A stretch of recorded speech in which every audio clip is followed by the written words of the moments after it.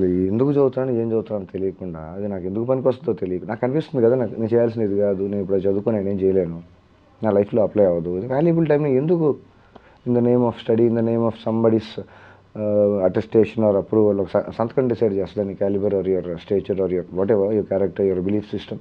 ఒక సంతకం డిసైడ్ చేస్తుందా?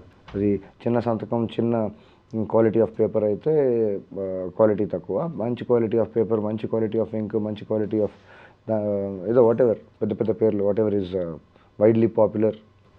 కదా, కాదు కదా. స్కూల్కి వెళ్ళినాడు, కాలేజ్కి వెళ్ళినాడు, యూనివర్సిటీకి వెళ్ళినాడు, బతకట్లేదా? అన్ని చదువులు చదివి స్విగ్గీ, ఓలా, ఊబర్ చేస్తున్న బతుకులు ఎంతమంది ఉన్నాయి బయట? ఇన్ని చదువులు పనికి రావట్లేదని కనిపిస్తున్నాయి కదా. English education system, lord Macaulay English education system ఎంత సూపర్ సక్సెస్ఫుల్గా కనిపిస్తుంది కదా. ఇంట్రడ్యూస్ అయ్యి ఎన్ని సంవత్సరాలు అయింది, ఇప్పటికే ఎలా ఉంది పరిస్థితి. ఎందుకు చదువుతున్నారో తెలియదు, అసలు చదువు అంటే విరక్తి. బ్యూటిఫుల్ ఎడ్యుకేషన్ సిస్టమ్ కోసం so called mister Raja Rammohan Roy fight చేసి మరి తెప్పించాడు కదా. సూపర్ ఫెయిల్యూర్ మోడల్ కనిపిస్తుంది కదా. ఎంతమంది లైఫ్లో చదువుకొని అదే నాలెడ్జ్ని వాళ్ళ రియల్ లైఫ్లో అప్లై చేయడానికి ఎంతమందికి కుదురుతుంది? అదే ఉద్యోగం చేయడానికి కనీసం రిలేటెడ్ టు దట్ చెప్పండి మీరు. Engineering, medicine, what ever courses, what ever universities, ఒక సంవత్సరంలో ఇండియాలో నుంచి ఎంతమంది వస్తారు బయటికి? గ్రాడ్యుయేట్స్, పోస్ట్ గ్రాడ్యుయేట్స్, మాస్టర్స్ ఎంతమంది వస్తారు బయటికి? వాళ్ళందరూ అదే పనులు చేస్తున్నారా? 25 lakhs. మళ్ళీ మాట్లాడతారు ఇండియా ఈజ్ అండర్ డెవలప్డ్ అని. ఇంతమంది ఏం చేస్తున్నారు? ఎక్కడికి మాయమైపోతున్నారా? ఎవరికి వర్కౌట్ వాళ్ళు చేసుకుంటున్నారు కదా. ఒకడు ఎన్ఆర్ఐ అంటాడు, ఇంకొకడు యూఎస్ అంటాడు, యూకే అంటాడు, ఎవరికి తోచింది అది చేస్తున్నారు కదా. మళ్ళీ అసలేంటి? ఇంతమంది ప్రొడ్యూస్ అవుతున్నారు కదా.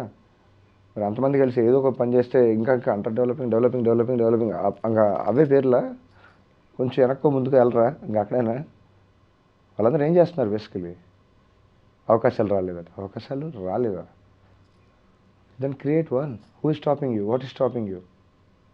నాలెడ్జ్ లేదు, మన దగ్గర నాలెడ్జ్ లేదు కదా. మీరు చెప్పాలి ఆన్సర్స్. నాకు క్వశ్చన్సే అడుగుతాను, నాకు ఆన్సర్స్ తెలుస్తుంటే నేను చేస్తుండేవాడినేమో కదా. ఎంతవరకు చదువుకున్నారు మీరు? ఇక్కడి నుంచి ఇక్కడ వరకు. Okay. So why did you choose cinema? I chose cinema. It didn't happen for the first time. Then I thought cinema chose me and it also didn't happen. ఏదో నా ఎక్స్పీరియన్స్లో నేను రకరకాల క్రాఫ్ట్లో, రకరకాల సినిమాల్లో, రకరకాల స్టేజెస్లో పనిచేయడం జరిగింది. ఇప్పుడు అది కాదు, ఇప్పుడు మన బయోగ్రఫీ, ఆటోబయోగ్రఫీ కాదు కదా. నాకు at every stage when ever I was kind of okay, నాకు కావాల్సింది తెలిసింది, ఇప్పుడు నాకు ఆ ఏరియాలో ఇంట్రెస్ట్ ఉంది, అది నేర్చుకోవాలని అని I was always clear. Maybe తొందరగా డైరెక్టర్ అయిపోయి తొందరగా ప్రూవ్ చేసుకొని తొందరగా వెళ్ళడానికి I was not in a rush, I was not in a race, I was not competing with anybody. నాకు కావాల్సిన విజన్ని ఎగ్జిక్యూట్ చేయడానికి నాకు తెలియాల్సిన విషయాలు, అది తర్వాత మెల్లిగా పెరుగుతూ, ఇంట్రెస్ట్ పెరుగుతూ, మేబీ క్యూరియాసిటీ ఆ పర్టికులర్ క్రాఫ్ట్లోనూ అలాగా it took time and I'm okay with it. I don't believe I spend my time, I invested my time. కొంచెం క్వాలిటీ టైం అండ్ కొంచెం not so quality time. But చూపించాలి, చేయాలి, దానికోసం నేను నేర్చుకోలేదు. నాకు తెలియాలి what is the science behind it, how does it work and what is the best way to optimum output తీసుకురావడానికి. ఎఫెక్టివ్గా వాడాలంటే ఏం చేయాలి, ఇమ్మీడియట్ సొల్యూషన్స్ కావాలంటే ఏం చేయాలి.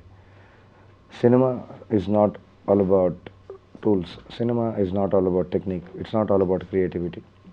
నా ఒపీనియన్ ప్రకారం, నాకు తెలిసిన ఎక్స్పీరియన్స్, నా ఇన్ఫర్మేషన్, నా belief system, cinema is an idea. Tools are tools.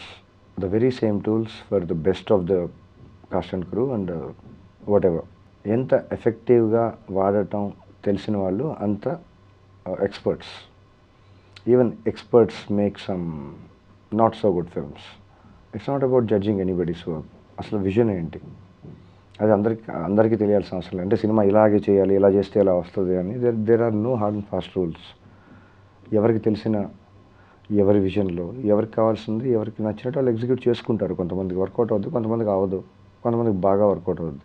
ఎవరి పని వాళ్ళు నేర్చుకొని ఎవరి పని వాళ్ళు చేస్తే బాగుంటుంది కదా. సింపుల్గా అన్నీ నేనే చేయాలి, అన్నీ నేనే, అది ఇది 4-5 క్రాఫ్ట్లు చేసి అంటే దానికి ఏంటి ప్రూవ్ చేసుకోవటం? ఇప్పుడు ఎవరితోటి కంపీట్ చేసుకోవటం?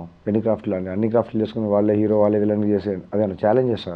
సినిమా అంటే ఒక పవర్ఫుల్ మీడియం. దాంతో ఏం చెప్పచ్చు, ఎలా చెప్పచ్చు? ఎంతసేపు సెల్ఫ్ సెంట్రికేనా, నేనేనా? What is the content, what is the purpose, what is ఎలా చెప్పాలి. ఇదివరకు బాలచంద్ర గారి సినిమాలు చూడండి, సినిమాలో బ్యాలెన్సింగ్ యాక్ట్, ఫస్ట్ యాక్ట్, ఇంకా డిసైడ్ చేసి యాక్ట్ 1, యాక్ట్ 2, యాక్ట్ 3 ఇట్లా గోల్డెన్ రేషియో, ఇవన్నీ కాదు మాటలు. కాంటెంట్, సబ్జెక్ట్, రెలవెన్స్, ఏం చెప్పాలి, ఒక చిన్న బాధ్యత, ఒక రెస్పెక్ట్ ఉండేది. ఇప్పుడు అంటే అప్పుడు అలా ఉండేవి, ఇప్పుడు ఇలా ఉండేవి అని చెప్పి అంత అవుట్డేటెడ్ అంత ఏం కాదు. నేను కాంటెంపరీ కూడా చూస్తా, ఎంజాయ్ చేస్తా. అంటే న్యూ ఏజ్ ఫిల్మ్ మేకింగ్ మీకు నచ్చడం చెప్పండి. న్యూ ఏజ్ ఫిల్మ్ మేకింగ్ అంటే మీరు డిఫైన్ దానికి దీనికి డిఫరెన్స్. నేను ఒక సినిమా చెప్తా, దానికి దగ్గర కాకుండా అట్లీస్ట్ ఆ పెయిన్లో ఉండే దానికి రెఫరెన్స్ తోటి ఒక సినిమా తీసుకుని కాంటెంపరీ న్యూ ఏజ్ సినిమా, నేను ఒక సినిమా పేరు చెప్తా. అంటే నేను ఛాలెంజ్ కాదు, ఇదేమి వడ్ యూ కాల్ దట్, యూనో కార్డులో గేమ్ వేస్తారు కదా, అట్లా కాదు. WWF అనేది ఉంటుంది కదా, అన్ని అట్లాంటి ఆ గేమ్ కాదు. నేను ఒక సినిమా పేరు చెప్తాను, ఆ సినిమాకి ఈక్వలెంట్ న్యూ ఏజ్ సినిమాకి ఒకటి కంపారిజన్, కనీసం ఆ స్కేల్లో ఒకటి చెప్పండి. As a vision, as an experience, థియేటర్లో కూర్చొని. మాయాబజార్ నేను చెప్తున్నా, ఇప్పుడు చెప్పండి. దాంతో మాయాబజార్ ఎక్స్పీరియన్స్ ఇప్పుడు డిజిటల్ వర్షన్ కూడా వచ్చి ఉంటుంది. చూడండి ఒకసారి చూడండి. కాస్ట్, క్రూ, స్కేలు, గ్రాండియర్, చాలా ఉంటాయి దాంట్లో. ఎన్నెన్ని విషయాలు చెప్పారు దాంట్లో.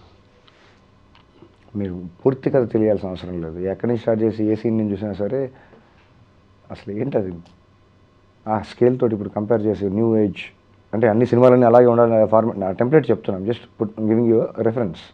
చెప్పండి ఒకటి ఆన్ దట్ స్కేల్. సరే, మిస్ అమ్మ,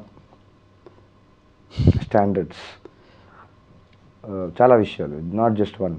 ఆ కాస్ట్, క్రూ అంటే మరీ అవుట్డేటెడ్ అంత పాత అనుకుంటే నేను లేటెస్ట్ సినిమాలు కూడా చెప్తా.